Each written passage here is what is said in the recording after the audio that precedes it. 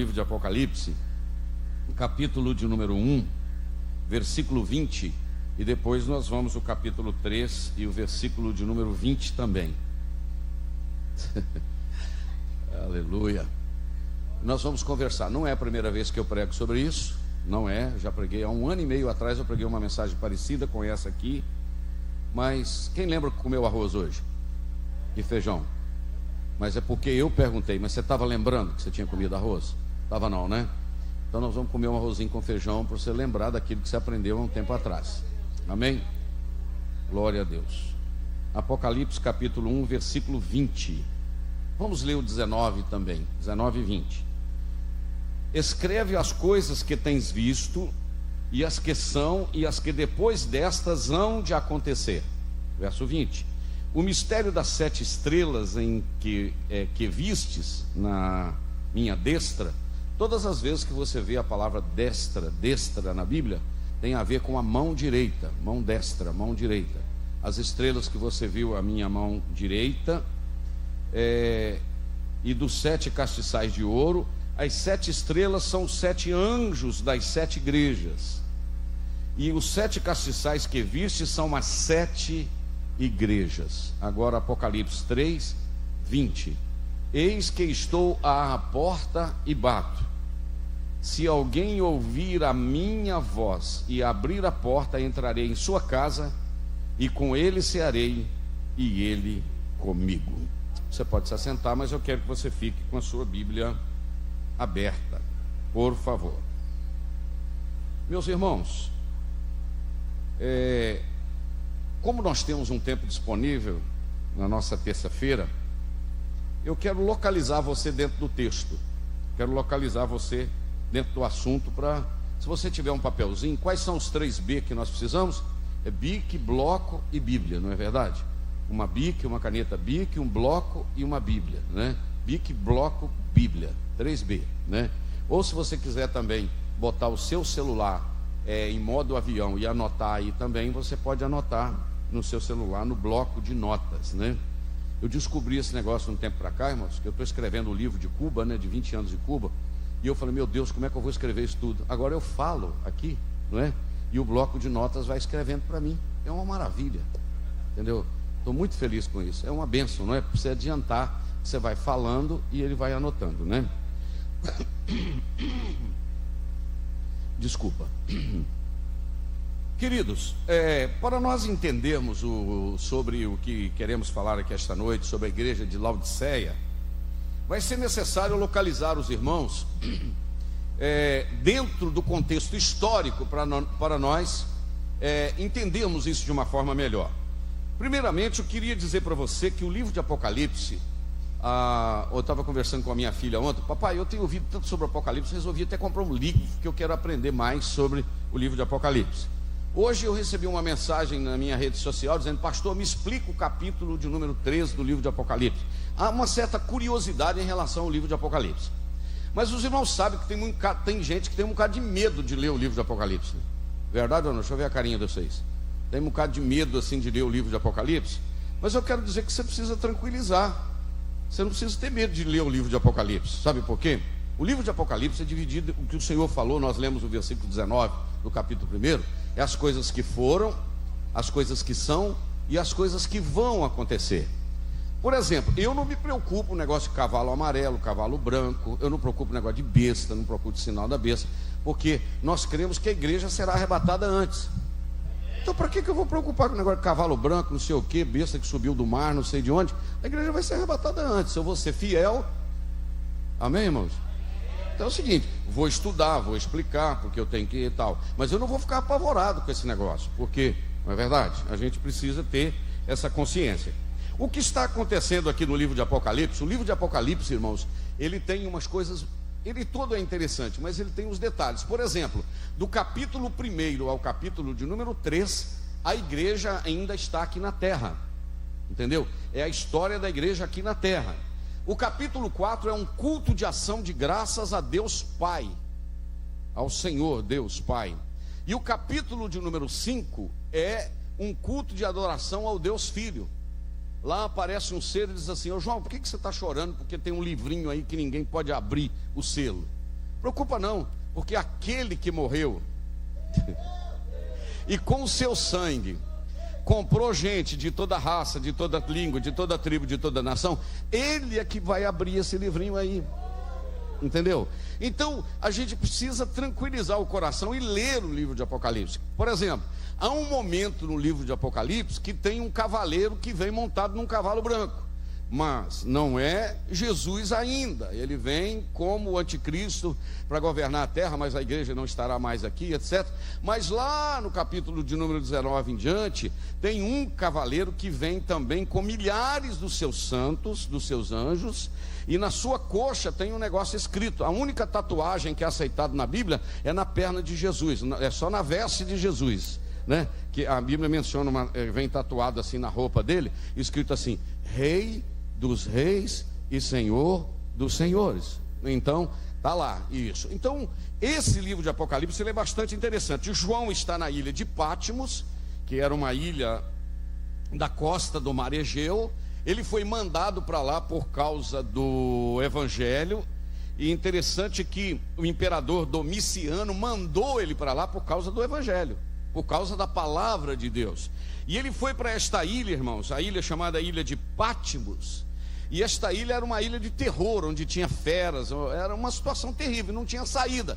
E aí, como disse certo pregador, ele olhou para frente, não tinha saída, olhou para trás, não tinha saída, olhou para a direita, não tinha saída, porque é uma ilha, olhou para a esquerda, não tinha saída.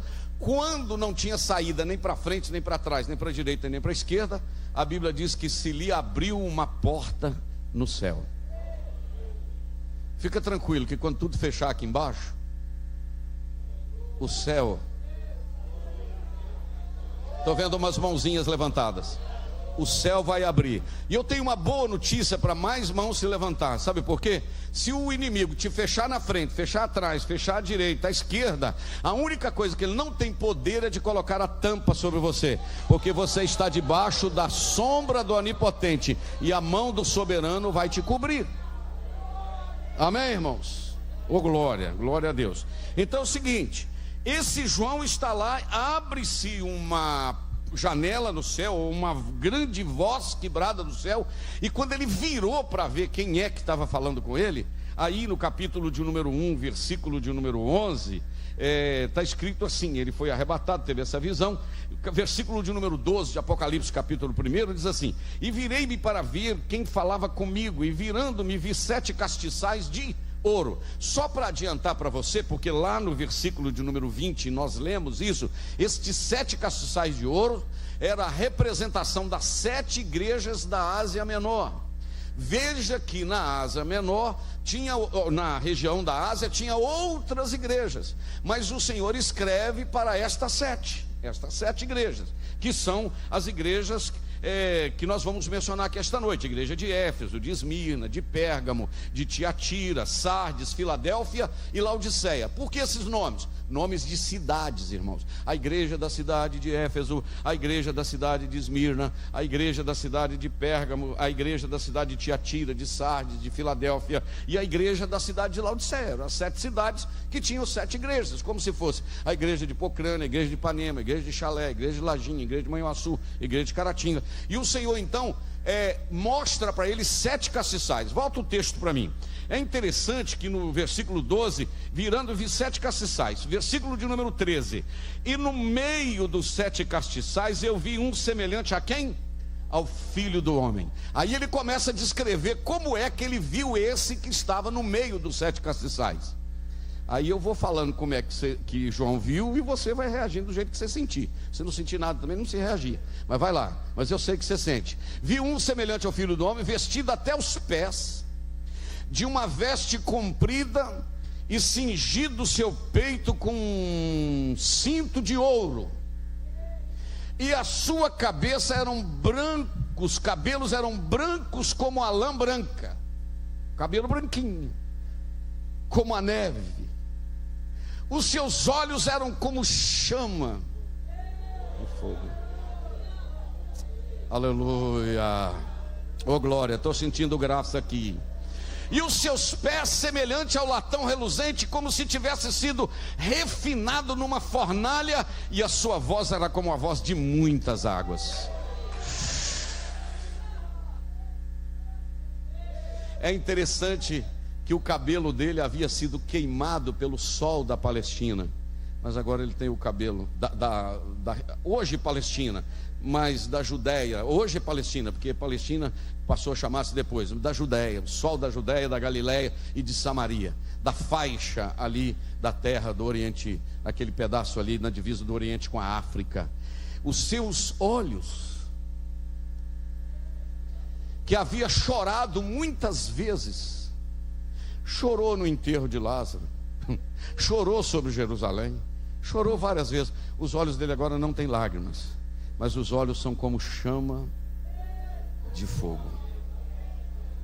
Os seus pés empoeirados por aquelas sandálias que eram de tiras. Imagina uma caminhada de 160 quilômetros em estrada de chão, os pés todos empoeirados.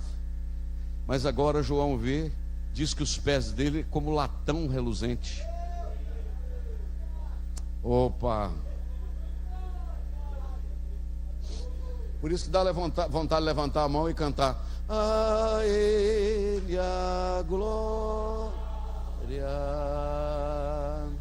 a Ele a glória, a Ele a glória, para sempre, amém. Todos os reis da terra tombaram, todos os príncipes tombaram, ele continua o mesmo ontem, hoje, eternamente. Aí quando chega no versículo de número 14, versículo de número 15, os seus pés semelhantes ao latão reluzente. E no versículo de número 16 diz: e ele tinha na sua mão direita, versículo 15, 7 estrelas, e da sua boca saiu uma aguda espada de 2 fios. Por que aguda espada de 2 fios? Porque ele é a palavra. Em Hebreus capítulo 4 está escrito que a palavra de Deus é viva e eficaz, mais penetrante do que uma espada de 2 fios, porque penetra até a divisão da alma, do espírito, das juntas e das medulas, e é poderosa para entrar, discernir os pensamentos e as intenções do coração. Oh glória! E aí diz o seguinte, que o seu rosto era como o sol quando está entardecendo, né, irmãos? O sol que ora ao meio-dia.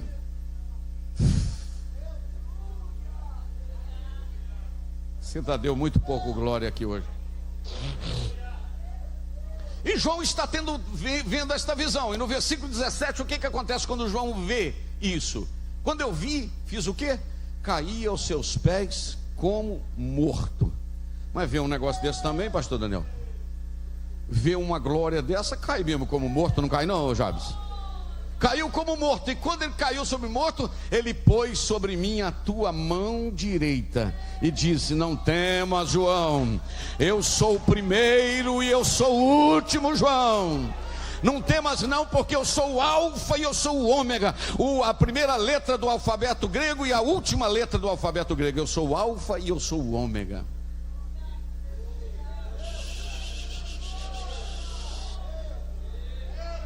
Eu sou apaixonado com esse Jesus, ele é maravilhoso, ele é forte, aleluia. Não temas, João, porque eu sou o primeiro e eu sou o último, João. Não precisa ficar temendo não. Aí no versículo 18, ele continua dizendo assim: João, eu sou o primeiro, o seu último. E tem um detalhe, João: e o que vive, fui morto, mas eis que eu estou aqui, vivo, durante 300 anos, não, para todo sempre. Faz assim, ó, para todo sempre. Faz de novo, para todo sempre, aleluia. E tem um detalhe, João: eu tenho as chaves da morte e do inferno aqui na minha mão. No início do meu ministério eu preguei, não foi uma vez, várias vezes que eu disse que no período que Jesus estava lá no túmulo, etc., ele foi lá no inferno, pisou na cabeça de Satanás, tomou a chave da morte e do inferno. Não, irmãos, a chave da morte e do inferno nunca teve na mão do diabo. Não, não, não, não. A chave da morte e do inferno sempre esteve nas mãos de Jesus. Por que, pastor, chave da morte? Porque ele que aceitou morrer lá na cruz, se ele não tivesse falado: Pai, nas tuas mãos entrego o meu espírito, ele estaria lá até hoje, porque ninguém pode matar o Pai da eternidade. Opa, ninguém pode matar o Pai da eternidade. Entendeu como? Então ele tem a chave da morte. E por que ele tem a chave do inferno? Porque os demônios têm poder, mas ele é todo poderoso. O diabo só age até a permissão de Deus. Quem concorda comigo? Lá no caso de Jó, o Senhor Deus falou: olha, Satanás, você pode tocar em tudo que ele tem, menos na vida. Por quê? Deus tem o controle aqui, ó.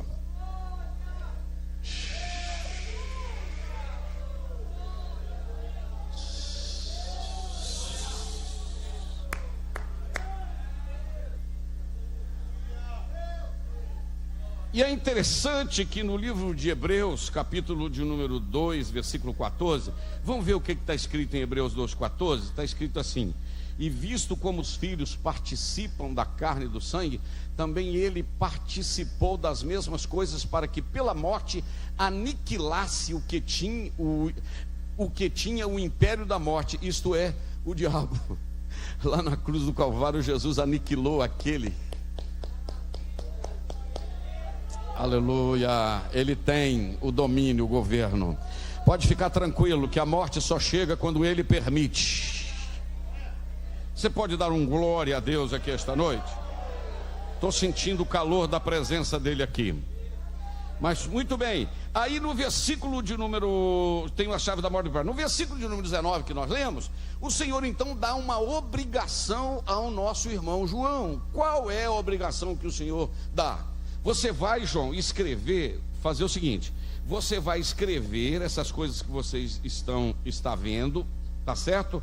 Você vai escrever 7 cartas para 7 igrejas da Ásia, para as suas estrelas, que são os anjos, os pastores da igreja, porque os pastores eram os representantes da igreja. Então você vai escrever quantas cartas? Vamos de novo, quantas cartas? Eram quantas igrejas? Por que o Senhor não falou assim: ó, João, escreve uma carta, vai ali. Você tem máquina de xerox lá, Joab? Não, né? Na sua loja não. Hoje nem xerox tem mais não, né? Ainda existe. Vai lá, João, e faz a cópia. Tem, né? Tem sim, ó. Aqui na Assembleia aqui tem, ó. Por que eu estou com a cabeça assim? Ali tem na secretaria, né, ô Cresciano? Né, José? Vai lá. Lá na Gigi tem. Então vamos lá. Ô João, você vai lá e pega uma carta e faz uma cópia, 7 cópias, e manda para 7 igrejas da Ásia. É assim? Não. O Senhor falou: você vai escrever 7 cartas para 7 igrejas, porque todas as 7 cartas eram diferentes. Pergunta assim: por quê? Porque cada uma vivia um contexto, uma situação. E aí, o que eu queria que você entendesse é que ele mandou 7 cartas diferentes. Só que nas 7 cartas teve uma frase que ele repetiu em todas. Sabia disso? 7 cartas diferentes para 7 igrejas, mas teve uma frasezinha que ele escreveu igualzinho para todas elas. Sabe qual foi? Eu sei as tuas obras. Isto é, são 7 igrejas diferentes, são 7 cartas, são 7 situações, mas eu conheço tudo. Sabe por que eu conheço tudo? Porque no versículo de número 12 está escrito, no versículo de número 12 do capítulo 1, está escrito: virei-me para ver e tal, um que falava comigo. E onde está escrito que andava no meio dos 7 castiçais? É o versículo de número que diz que ele andava no meio dos 7 castiçais. 12. Cadê o 12? E virei-me para ver quem falava comigo, e virando-me, vi 7 castiçais de ouro, e no meio dos 7 castiçais, um semelhante ao homem. Então, sabe por que ele conhecia e mandou essa frase assim: eu sei as tuas obras? Porque é ele que anda no meio dos 7 castiçais. Quem entendeu? É ele que caminha no meio dos 7 castiçais. Aqui pode se referir à igreja num conjunto, mas ele conhece a vida particular de cada um de nós. Ele sabe o que você faz no seu quarto, ele sabe os sites que você navega na internet, ele sabe as suas conversas nos bastidores. Ele anda no meio dos 7 castiçais, ele conhece tudo, irmãos. Quem está entendendo isso aqui? Ele conhece tudo, porque ele anda no meio dos 7 castiçais de ouro.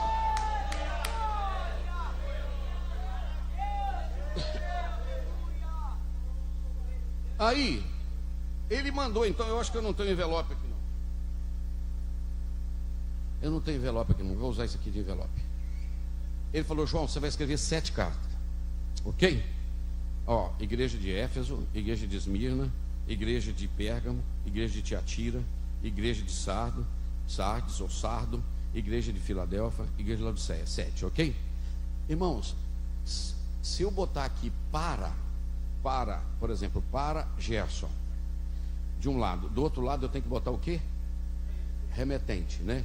Em inglês é to, né, pastor? Só TU, to, né? Olha para você ver como é que eu sei falar inglês, to, né? Olha aqui.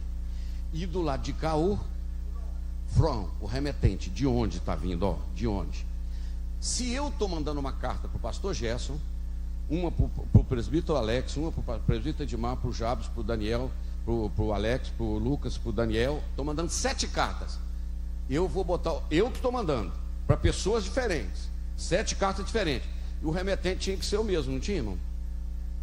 Não tinha que ser o mesmo, se é eu que estou mandando?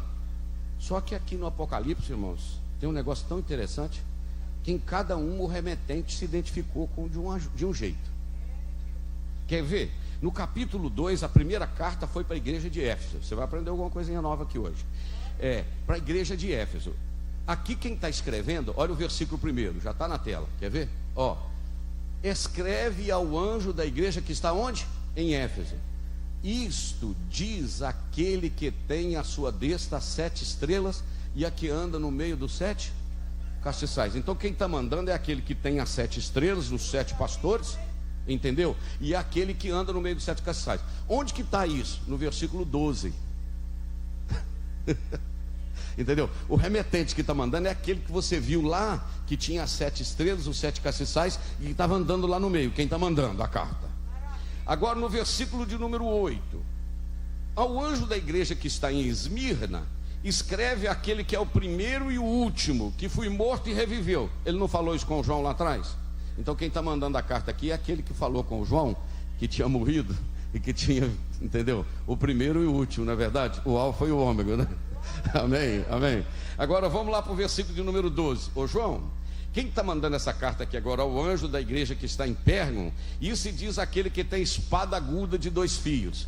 Lá no versículo de número 15 não está dizendo que da boca dele não saiu uma espada de 2 fios? Então quem está mandando a carta aqui é aquele que tem a espada que você viu lá. Então o remetente está tudo aqui, sim ou não? Agora no versículo de número 18 está escrito assim: ao anjo da igreja que está em Tiatira escreve: isto diz o Filho de Deus, que dos seus olhos são como chama de fogo e os seus pés como latão. O João viu lá ou não viu lá atrás?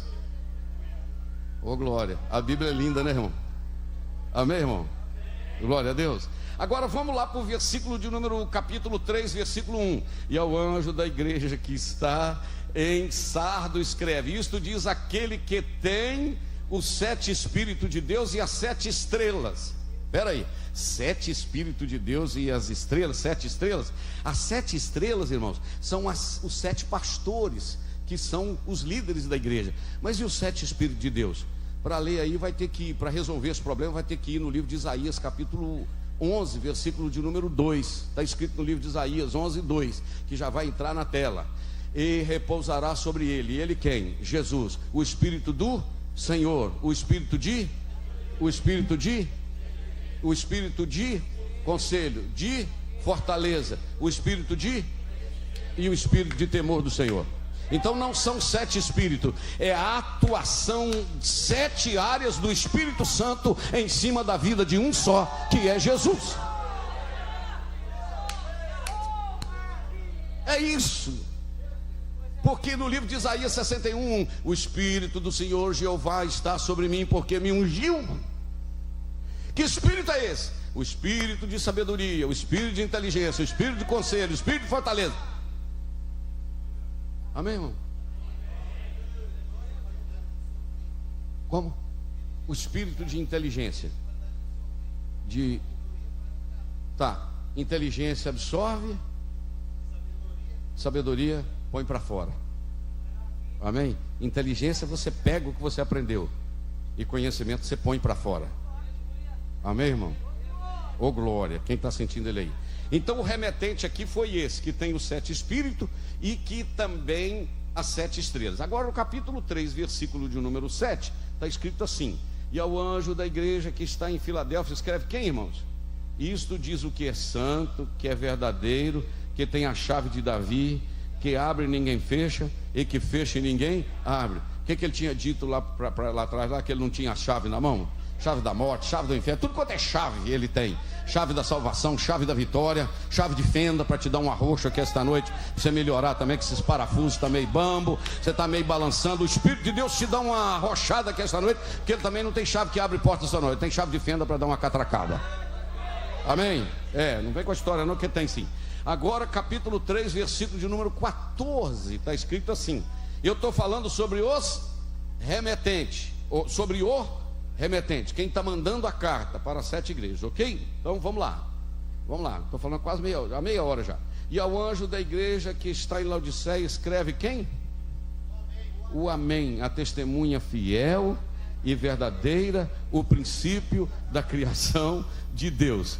Isso está no versículo de número 5 e no versículo de número 8 do livro de Apocalipse, capítulo 1, está escrito: e da parte de Jesus Cristo, que é a fiel testemunha, o primogênito dos mortos, o príncipe dos reis, aquele que nos ama e em seu sangue nos lavou dos nossos pecados. E no versículo 8 está dizendo: eu sou o alfa e o ômega, o princípio e o fim, e o que é, o que era e o que há de vir, o Todo-Poderoso. Então o remetente está todinho no capítulo 1, que mandou as 7 cartas para o capítulo 2 e o capítulo 3, para as 7 igrejas.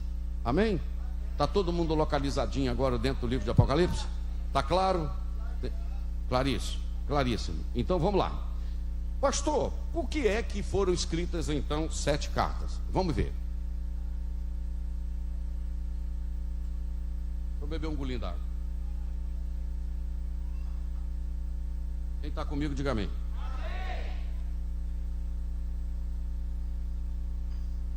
Tem gente nos acompanhando aí, Alexandre? Tem? Dá uma olhada aí. Tem, ô Miguel? Maravilha, o Miguel hoje está levando sozinho ali, ó. Muito bem. Muito inteligente. Vamos lá. Por que é que ele escreveu 7 cartas de forma diferente? Eu expliquei. Porque cada uma tinha uma situação. Irmãos, aqui em Ipanema nós temos 46 congregações, pela misericórdia de Deus. A sede mais 45. Você sai de Santana, anda 9 quilômetros, chega em Simonésia. De uma igreja para outra dá diferença. Você sobe mais 24 quilômetros, vai para o Rio Preto, dá diferença. Diferença como assim, pastor? O contexto, a forma das pessoas agirem e tal, porque as pessoas mudam de um lugar para o outro, costume, cultura, sim ou não? Daqui para Pocrane tem uma cultura, daqui para Lajinha tem uma outra cultura, não é verdade? Então é o seguinte, cada igreja vivia um contexto, e como o Senhor anda no meio delas, Ele sabe a palavra que Ele precisava dava para cada uma delas. Amém? Porque o Senhor, irmão, não aplica injeção. Eu já trabalhei em farmácia há muito tempo, e naquela época nós aplicávamos injeção. Eu não era farmacêutico, eu trabalhava no balcão, apliquei muita injeção, né? Nós aplicava até bezetacil, para saber se a pessoa tinha, né? Para saber se a pessoa tinha alergia, a gente furava um buraquinho assim com a agulha pequenininha e fazia uma rodinha assim, se envermelhasse tinha alergia, se não envermelhasse podia aplicar, e a gente mandava injeção de bezetacil, uma injeção assim boa, né, para tomar. Tem uns remédios que é bom, bezetacil, emulsão Scott, não é verdade? Que tem aquele peixinho nas costas daquele homem, não é verdade? Para tomar aquilo é só Jesus, né? Tem que pôr um garfo na boca da criança e falar bebe, mas é bom que mata a lombriga, né? Então, ainda existe lombriga? Ainda existe, né? Existe, né? Tá. Mas tudo bem. Eu trabalhava na farmácia e apliquei muita injeção. E às vezes a gente ia aplicar uma injeção na veia. Está aqui Mamarluz, que é enfermeiro, o Lucas, que é médico, tem mais em pé fora. Ia aplicar injeção assim na veia, às vezes aquele saía da veia, não sai? E começa a dar um caroço assim, entendeu? Aí você tem que tirar assim, é ruim demais aquilo, dói, né, Lucas? Assim, tal. Mas o que eu fico feliz com Jesus, irmão, é que ele aplicou uma injeção na veia dessas igrejas assim, mas um remédio certinho para cada um, não errava a veia, não. A medicação de Esmirna não era a medicação de Sardes. O remédio para Filadélfia não era o remédio para Laodiceia, porque ele conhece o remédio para cada vida e cada igreja. Isso me dá uma alegria saber disso, irmãos, que a palavra é aplicada de acordo com a nossa necessidade. Só não toma o remédio quem não quer, mas o remédio está aí, né, irmã Cristina? É isso aí. Ainda bem que a Cristina veio, não está faltando palma, né, Cristina? Porque a menina não veio hoje, a coisa. Mas vamos lá. O Senhor mandou, vamos lá no contexto aqui, olha para cá. A igreja de Éfeso, eu anotei aqui para não esquecer, representava a igreja apostólica, porque é a igreja do primeiro amor, né? Lembrada pelo seu primeiro amor e chamada a retornar às primeiras obras. Por quê? A igreja de Éfeso, ela tinha uma característica, ó, eles não suportavam os falsos apóstolos. Ela era uma igreja que tinha paciência. Quer ver? Coloca capítulo 2, versículo de número 2 para mim. Eu sei as tuas obras, Apocalipse 2:2. Acompanha comigo. Eu sei as tuas obras e o teu trabalho. Então ela era uma igreja trabalhadora, que tinha obras. Era uma igreja paciente, que não suportava sofrer os maus e colocava à prova aqueles que diziam ser apóstolos e não eram, e considerava os mentirosos. Deixa eu explicar o que é isso. Se o sujeito viesse com história de falsa doutrina, ela falava: ó, nós vamos botar você à prova aqui para ver se o que você está ensinando está de acordo com a doutrina dos apóstolos. Não, isso aqui a gente não aceita não. Então era uma igreja bíblica, uma igreja doutrinada. Vai para o versículo 3. Está escrito assim: você tem paciência para sofrer, trabalha pelo meu nome e não cansa de trabalhar. Uma igreja laboriosa, trabalhadora, ok? Mas vai para o versículo de número 4. Porém, tenho contra ti que deixasse o teu primeiro amor. Então presta atenção. O que Jesus está querendo dizer? Não adianta ter a cabeça cheia de conhecimento, não adianta ter a cabeça cheia de filosofia, não adianta a cabeça cheia de cultura, se o coração não tiver fogo. Opa, eu acho que isso aqui é forte, hein? Essa vai para uma frase. Então, não adianta ter a cabeça pensante, não adianta conhecer tudo, ter doutrina, rejeitar os falsos ensinos, mas se o coração não pega fogo, se não sai água dos olhos, se não tem arrepio, se não tem quebrantamento, se não tem lágrima, se não tem vida no altar, se não tem choro, se não tem boca no pó, não adianta, porque a única coisa que nos faz cair aos pés dele é o nosso primeiro amor, aquela paixão do primeiro amor. Lembra quando você aceitou Jesus, que não tinha culto ruim, que não tinha distância, que não tinha dificuldade, você ia mesmo, porque você queria igreja, né? Hoje a nuvem chegou lá perto do Manhuaçu, você já fala: eu acho que vai chover, não vou. Mas o primeiro amor te leva para a oração, o primeiro amor te leva, oh glória, oh aleluia, aleluia, aleluia. O Senhor está dizendo: vocês são bênção, mas vocês deixaram o primeiro amor. Então eu tenho um conselho para vocês. Versículo de número 5, está escrito assim: lembra-te, pois, de onde caíste. Presta atenção nisso aqui. Não é lembra onde, é lembra de onde. Espera aí, cair onde é em um lugar, você está andando e caiu ali. Cair de onde é que estava no nível aqui em cima. O camarada estava em cima dessa plataforma e caiu para o chão. Então o Senhor está falando: lembra de onde você caiu, que você já esteve aqui em cima. Aleluia. Oh glória, isso aqui é sério, hein? Lembra da posição que você já teve um dia.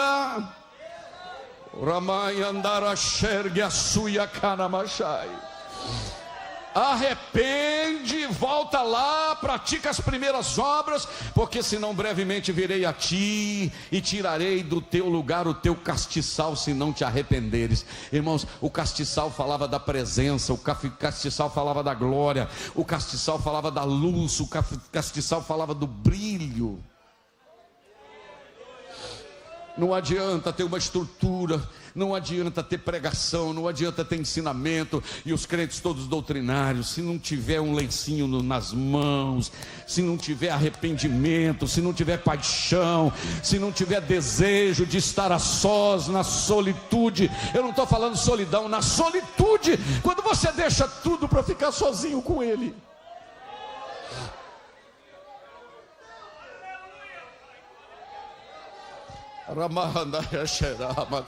Há um chamado de Deus esta noite para retornarmos de onde?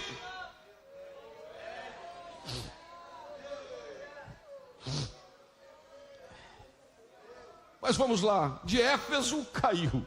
De Esmirna, a igreja da cidade de Esmirna simbolizava a igreja perseguida e fiel, encorajada a preservar, manter-se firme apesar das tribulações. Irmãos, esta segunda igreja aqui de Esmirna foi uma igreja que tem uma característica do ano 68 ao ano 310.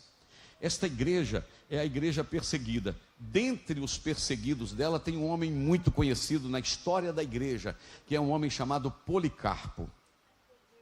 Esses homens, eles acenderam uma fogueira. Foi discípulo de João. Acenderam uma fogueira e disseram: Policarpo, nega o nome do Senhor e nós não vamos te queimar. E ele disse: como seria infiel eu a um Deus que foi fiel a mim por mais de 80 anos? Acenda a fogueira.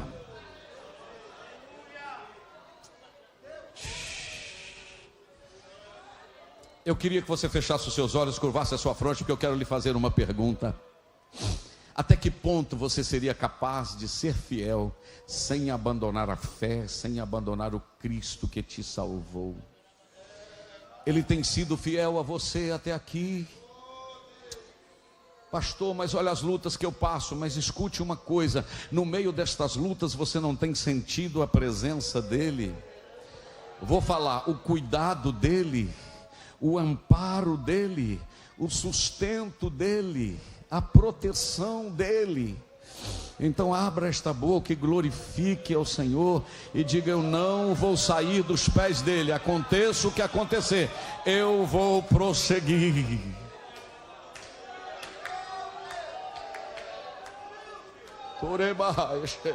Tem crente batizado com o Espírito Santo aqui na Assembleia de Deus hoje?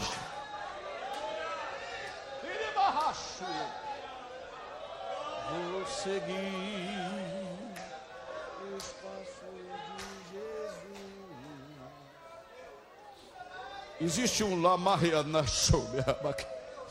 existe um louvor, Monclei, me dá um dó maior aqui, só para ver se eu lembrar o pedacinho desse hino.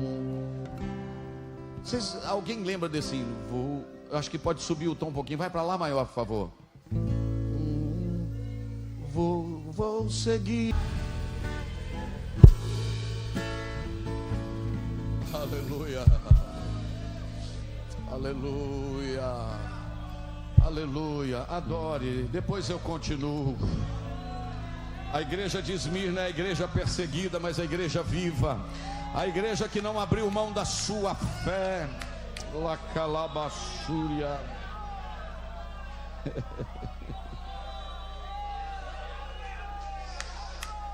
Eu queria que, meus irmãos, que o Josué colocasse para mim Apocalipse capítulo 3, versículo 9. Pastor Jesus, olha o que Jesus falou com esta igreja. Capítulo 3, versículo 2, versículo 9, perdão. Capítulo 2, versículo 9. Olha o que está escrito aí. Eu sei as tuas obras, e eu sei a tua tribulação e a tua pobreza. Mas o que está escrito na frente? Mas tu és rico. Todo mundo diz que você é pobre, mas eu estou dizendo que você é.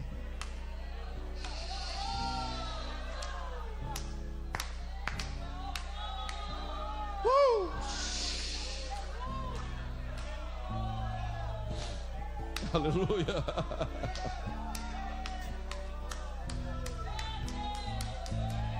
Vou seguir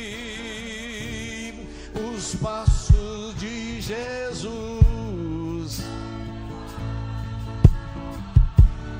Comigo a minha cruz. Se espinhos ferem os meus pés, eu vou descansar nos braços de Jesus.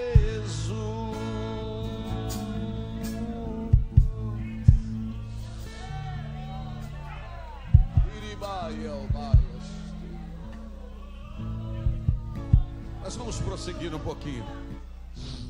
Que graça que estamos sentindo aqui nesse ambiente. A terceira igreja é a igreja de Pérgamo.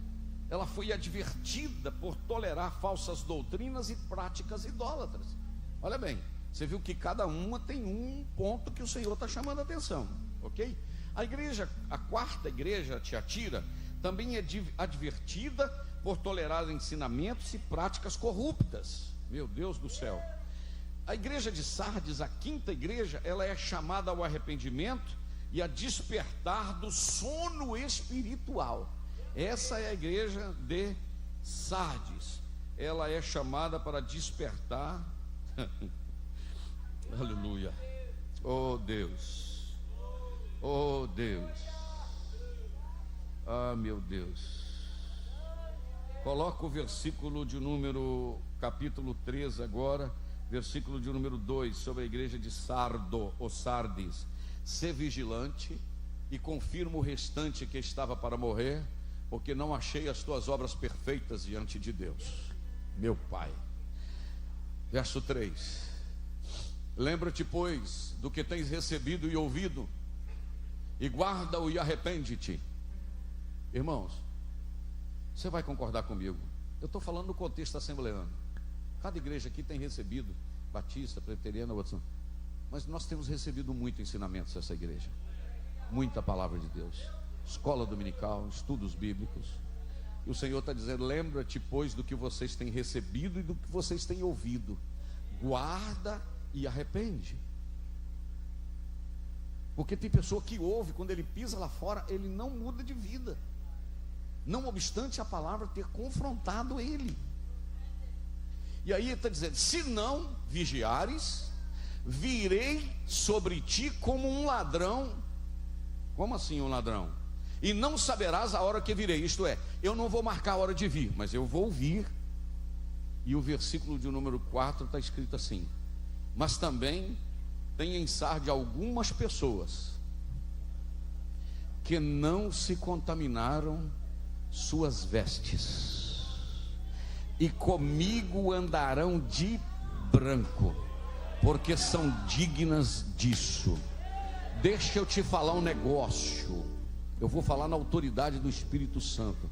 De vez em quando tem alguém lá fora e até aqui dentro da igreja, das igrejas, dizendo: a igreja está tudo bagunçada, irmão, não tem ninguém crente não. Não fale isso, porque não é verdade.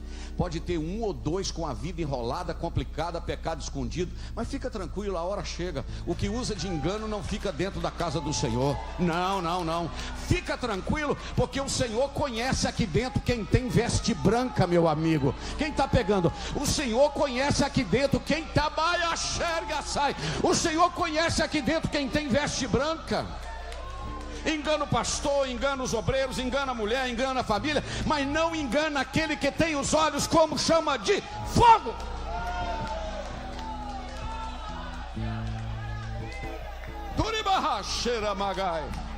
Deus vai destampar algumas coisas esses dias por aqui. Prepara para ver. O Senhor está dizendo: mas tem uns aí que não se contaminaram. Irmãos, todo lugar tem gente complicada, mas todo lugar tem gente que teme ao nome do Senhor.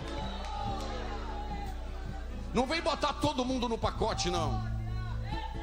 Não. Não vem pôr todo mundo no pacote, não.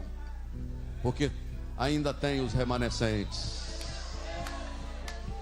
Será que tem remanescente aqui esta noite? Estou apertado com o tempo, falando há 45 minutos, mas aí agora vamos caminhar um pouquinho mais para nós concluirmos capítulo de número 5. Volta aí no capítulo 5, 3, versículo 5, porque o 4 diz, coloca o 4 só para a título de recordar. 3, 4, vai lá, volta, está no 7, 3, 4, isso. Alguns que não contaminaram as suas vestes, e comigo andarão de branco, porque são dignos disso. Versículo de número 5. O que vencer?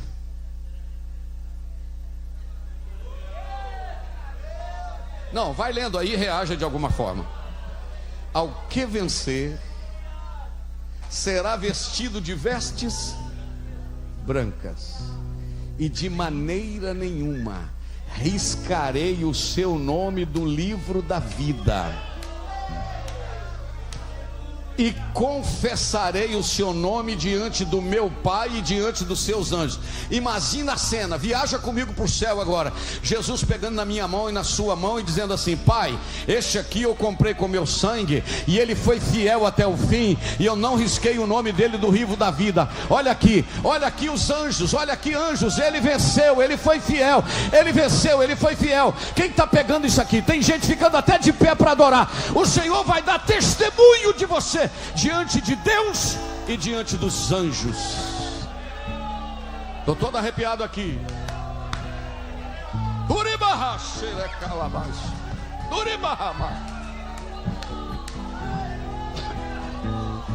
O Senhor vai confessar, vai dizer: Pai, o nome desse aqui é isso, isso, isso. Ele me aceitou como um Senhor, não manchou as suas vestes, não mentiu, não enganou, não fez falcatrua, andou na minha presença com sinceridade. Olha, a veste dele está branquinha, lavada pelo meu sangue. Começou bem e terminou bem, começou bem e foi até o fim. Ele está aqui, eu estou te apresentando ele. Quem está falando isso aqui não é o pastor Jander, não, mas quem está falando é a palavra.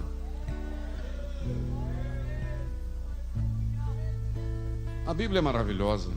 Aí nós vamos para a sexta igreja, que é a igreja de Filadélfia. A igreja de Filadélfia. Interessante, irmãos, que para todas as 6 igrejas o Senhor elogiou, mas deu um arroxozinho, né? Chamou a atenção. Agora a igreja de Filadélfia, o Senhor só não chamou atenção em nada. Capítulo 13, versículo de número 8. Aleluia, aleluia, oh glória. E ao anjo da igreja que está... versículo 7, capítulo 13, versículo 7. E ao anjo da igreja que está em Filadélfia. Presta atenção na palavra Filadélfia. Vem de 2 palavras do grego, filéu e adelfoi, que adelfoi é irmão, filéu é o tipo de amor fraternal. Então Filadélfia é amor fraternal, ou amor fraterno. Filéu e adelfoi é do grego, essa palavra. Muito bem. Escreve para eles o seguinte: aquele que é santo, verdadeiro, que tem a chave de Davi, que abre, ninguém fecha, que fecha e ninguém abre. Pastor, Deus abriu uma porta lá para mim, mas eu estou com medo do diabo fechar. Meu filho, se foi Deus que abriu, fecha não. Tá, Nenel? Fecha não, é Deus que abriu, fica tranquilo. Mas agora, se ele fechar, não fica lá também na fechadura querendo abrir, não. Entendeu? Entenda que Deus pode abrir e Deus pode fechar. Como assim Deus fechar a porta para mim? Sim, importa que você não pode entrar. Amém, irmão? Fala, Deus. Importa que você não pode entrar. É isso, você tem que entender isso. Nós temos que ter esse discernimento. Aí no versículo de número 8, eu gosto muito do 8 também. Eu sei as tuas obras. Tudo que escreveu para as outras, escreveu para ela também. Eu sei as tuas obras. Eis que diante de ti pus uma porta aberta. Agora ele abriu, ó, porta aberta, e que ninguém pode fechar. Só que tem um detalhe: você não tem muita força não, ô Filadélfia. Você é meio fraquinha. Mas tem um detalhe: você guarda a minha palavra e não nega o meu nome de jeito nenhum. Você não tem muita força, mas você tem desejo. Você não tem muita força, mas você tem coragem. Você não tem muita força, mas você tem disposição. Você diz: não abro mão, gemendo, chorando eu vou.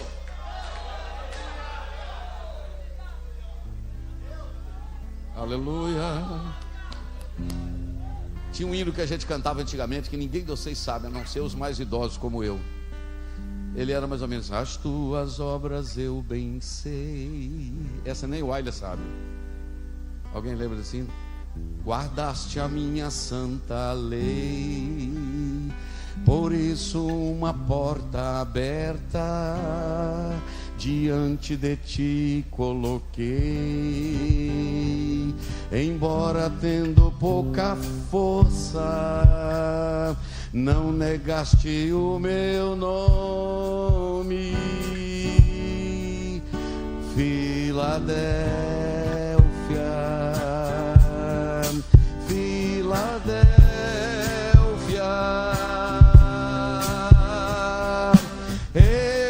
eu te chamei, eu te escolhi.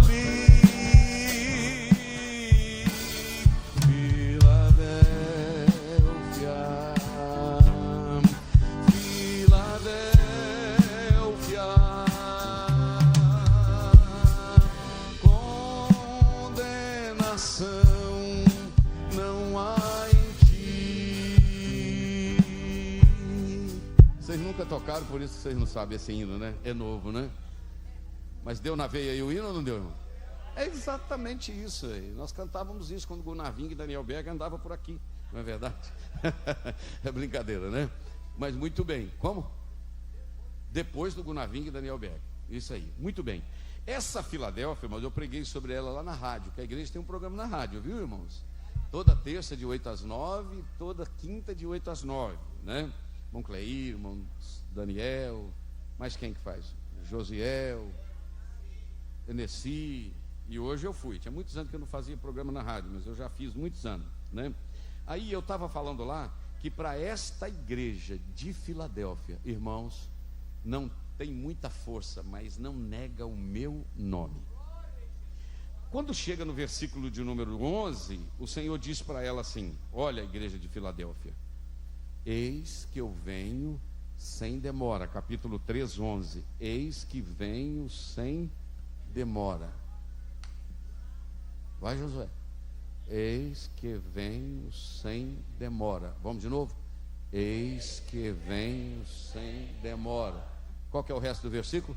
Guarda o que tens, para que ninguém tome a sua coroa, a tua coroa. Meu filho, guarda o que você tem. Pastor, o que eu tenho?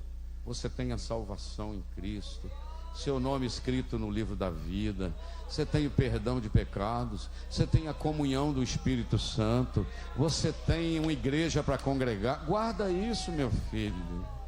Guarda o que tens, para que ninguém tome a tua coroa. Porque tem uma promessa para você no versículo de número 12. A promessa é essa: ao que vencer eu farei coluna do templo do meu Deus, e dele nunca sairá, e escreverei sobre ele o nome do meu Deus, e o nome da cidade do meu Deus, a nova Jerusalém que desce do céu, e do meu Deus, e também escreverei o meu novo nome. 10:50. Vamos falar da última igreja de Laodiceia? Mais 5 minutos? Sim ou não? Pode ficar tranquilo que é melhor estar aqui. Apocalipse 3:20. Agora, vamos pular para o 20. Está escrito assim: eis que estou à porta e bato. Se alguém ouvir a minha voz e abrir a porta, entrarei em sua casa e com ele cearei, e ele comigo. Deixa eu te perguntar uma coisa e você vai concordar. Deixa eu te falar uma coisa e você vai concordar. Quando a gente está pregando um culto evangelístico na praça, no rádio, um domingo à noite, a gente prega dizendo: meu amigo, eis que o Senhor está à porta do seu coração esta noite, batendo. Abra a porta que eu quero entrar, cear contigo, e etc, etc. Abra a porta do teu coração. Aí a gente prega que foi desenhado um coração, e esse coração tinha uma porta, mas só tinha a maçaneta por dentro, não tinha maçaneta por fora. Isso quer dizer que no seu coração só tem maçaneta por dentro, é só você que pode abrir e tal, não é verdade? A gente não prega assim? Pecado não é você pregar desse jeito. E pode ser pessoas que aceitaram até Jesus ao ouvir essa palavra. Só que não é a referência do Senhor aqui para o pecador abrir o coração e aceitar Jesus. Isso aqui Jesus está falando para uma igreja que havia rejeitado por causa do pecado e do mundanismo. Ele está do lado de fora de uma igreja. Agora o caso é sério, porque esta igreja tinha templo, essa igreja tinha dinheiro, essa igreja tinha pastor, essa igreja tinha membro, eu falei? Tinha estrutura, essa igreja tinha membro, tinha estrutura, tinha culto funcionando normalmente. Riqueza. Riqueza, como assim, pastor? Visibilidade na cidade. Riqueza por quê, pastor? Porque, irmãos, eles diziam assim, capítulo 3, versículo de número 16, capítulo 3, versículo de número 17, diz assim: como dizes, rico sou. Olha como é que o pessoal da igreja dizia: rico sou, e de nada tenho falta, e sou enriquecido, de nada tenho, aqui não falta nada. A gente tem dinheiro, a gente tem ouro, a gente tem prata, a gente tem roupa, a gente tem pastor, a gente tem culto, a gente tem reunião, a gente tem estacionamento, a gente tem tudo, aqui não falta nada. Jesus deu uma olhadinha assim e falou: vocês aqui não sabem, vocês são miseráveis, vocês não têm a minha graça, vocês são pobres, vocês são cegos e vocês estão nus.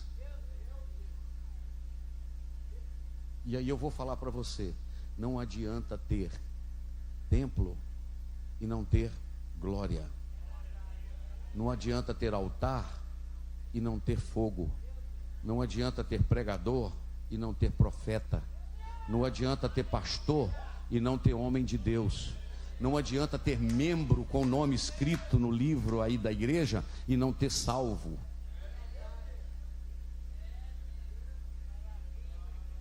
Não adianta ter culto e não ter adoração perfeita. Não adianta estar reunido e não ter reverência à casa do Senhor. Não adianta ter o nome escrito no cadastro de membros da igreja do Data Church, que é o nosso programa feito pelo Aloí, e não ter o nome escrito no livro da vida.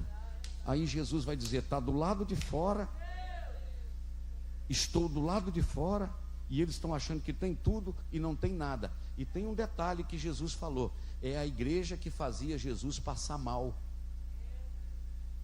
Não, pastor, é verdade. Está dizendo, versículo de número 14, versículo 15, assim: eu sei as tuas obras, e eu quisera que vocês fossem frios ou quentes. Apocalipse 3, versículo de número 15, está escrito assim: eu sei as tuas obras, que nem és frio nem quente. Tomara vocês fossem frios ou vocês fossem quentes. Mas como vocês, versículo 16, não são nem frio e nem quentes, vocês me causam náuseas. Eu vou vomitar vocês na minha boca.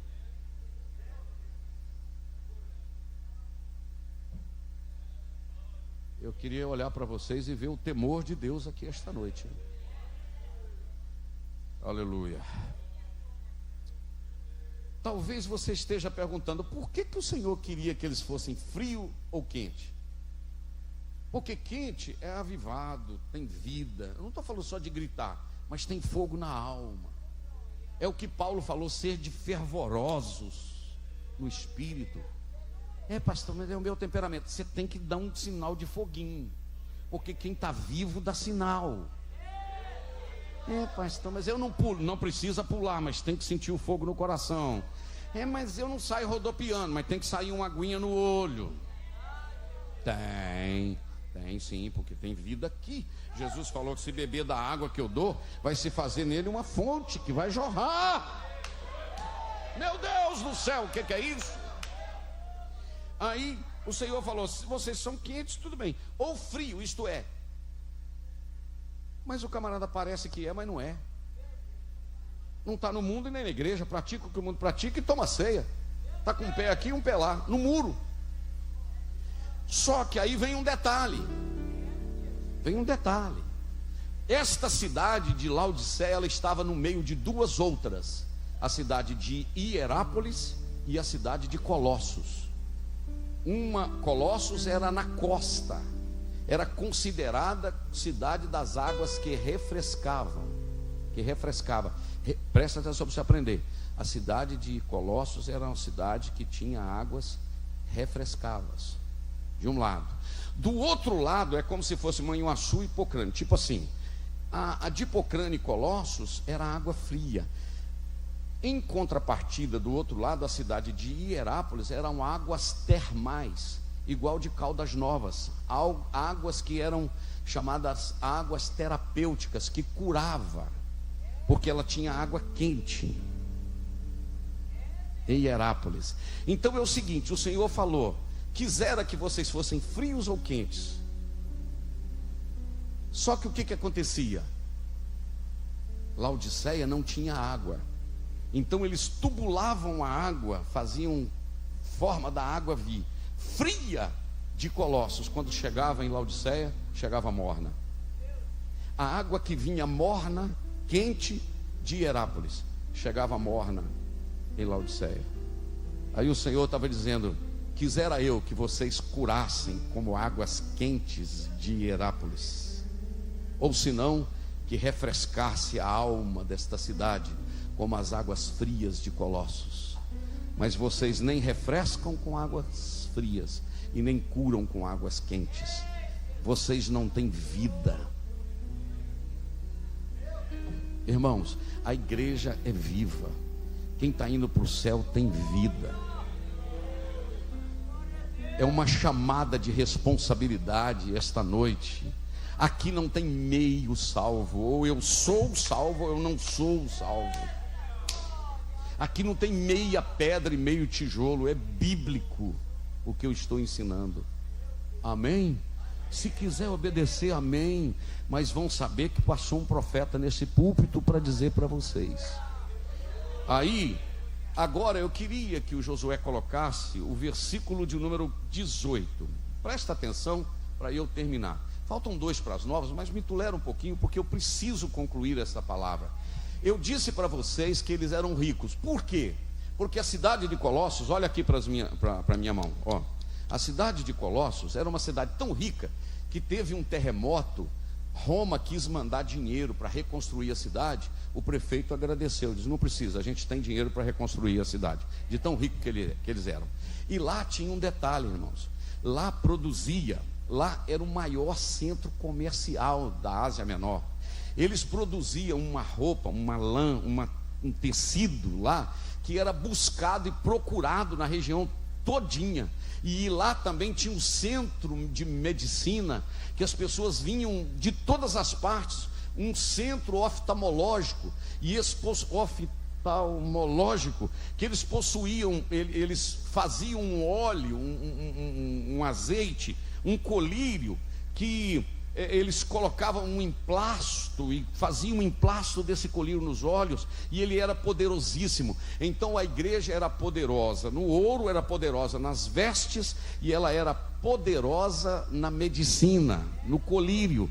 Aí Jesus vai no capítulo 3, versículo 18, monta uma barraca, um comérciozinho na porta da igreja, coloca uma banquinha como do outro lado do refeitório. Prepara para você dar um glória, que eu estou parafraseando o texto. Jesus falou: vou colocar um comérciozinho aqui na porta, e eu tenho 3 coisas para vender para vocês. Eu tenho ouro, eu tenho vestido e eu tenho colírio. Por que o senhor tem ouro, Jesus? Tem colírio e tem vestido? Porque vocês são muito ricos, mas eu tenho um ouro aqui que fala da minha glória.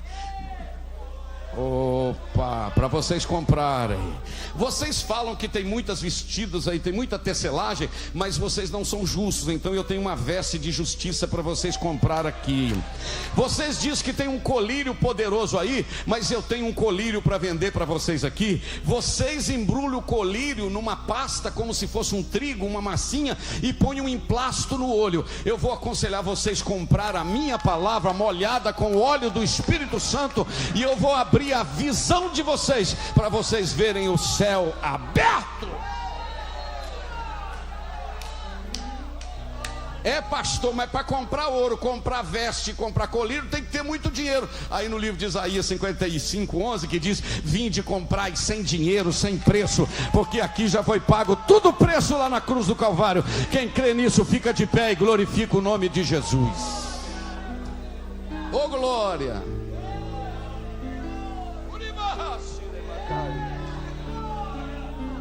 Aí, capítulo 3:20. Eis que eu estou do lado de fora. Aí eu queria falar uma palavra, se você entendesse, você diria um amém, por favor. Jesus não desistiu dela. Vou falar de novo. Jesus não desistiu. Vou falar outra vez. Jesus não desistiu. Ele foi atrás dela. Deu oportunidade para 7 igrejas se consertarem. E ele disse o seguinte: eis que eu estou à porta e bato. Mas o versículo seguinte ele disse assim: olha, se ouvires ao que vencer, melhor dizendo, eu concederei que se assente comigo no meu trono. assim como eu o venci e assentei com meu Pai no seu trono.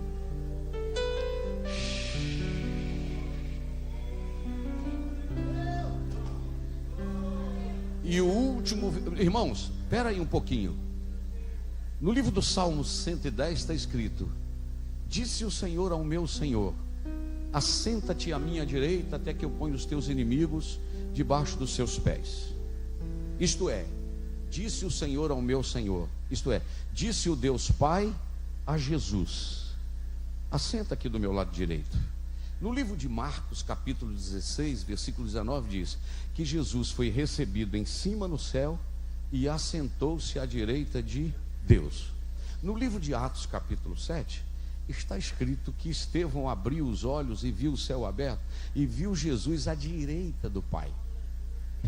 Agora, o abençoado do João registrou que Jesus falou: ao que vencer, eu concederei que assente comigo no meu trono, assim como eu venci e assentei com meu Pai no seu trono.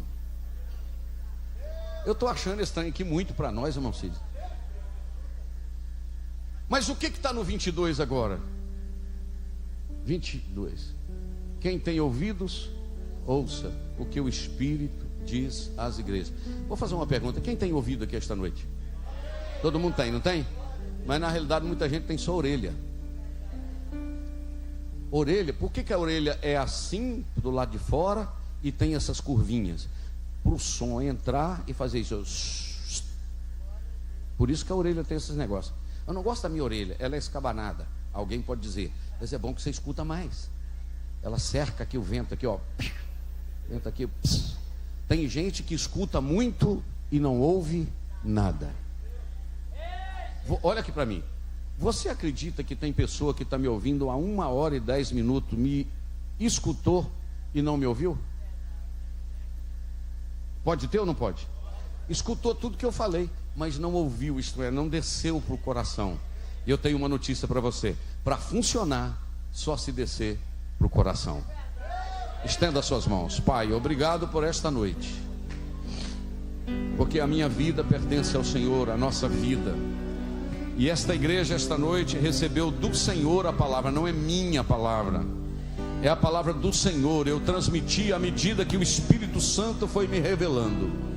E eu quero pedir a Deus que esta igreja não tenha só escutado a tua palavra, mas tenha ouvido, recebido no coração e guardado. Que possam as pessoas saírem daqui esta noite com a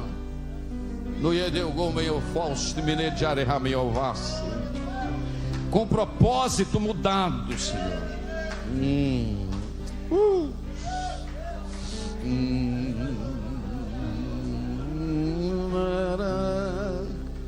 Aleluia.